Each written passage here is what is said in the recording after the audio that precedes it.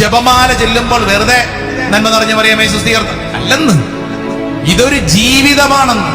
ഓരോ നന്മ നിറഞ്ഞ മറിയമവും ചെല്ലുമ്പോൾ നീ ഹൃദയത്തിൽ പറയണം, യെസ്, ഇത് ജീവിതത്തിൽ ഒരായുസ് മുഴുവൻ ജീവിതത്തിൽ ദൈവം പറഞ്ഞ കാര്യങ്ങൾ നിറവേറുമെന്ന് വിശ്വസിച്ച് ഏറ്റെടുത്ത ഒരു സ്ത്രീയുടെ ജീവിതമാണ് നമ്മൾ ഇങ്ങനെ ചൊല്ലി പ്രാർത്ഥിക്കുന്നത്.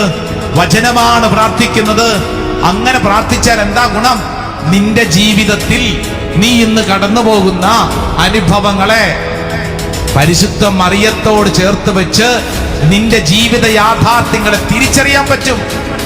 വീട്ടിലിങ്ങനെ പ്രശ്നം ഉണ്ടായി ഒറ്റയ്ക്ക് മുറിയിൽ ഇങ്ങനെ വിഷമിച്ചിങ്ങനെ ഇരിക്കുമ്പോ നീ വിചാരിക്കരുത് ഇപ്പൊ ചുറ്റുവട്ടത്തും സ്വർഗീയ മാലാഖമാർ വന്ന് നിന്നെ വീശുമെന്ന് പ്രതീക്ഷിക്കണ്ട.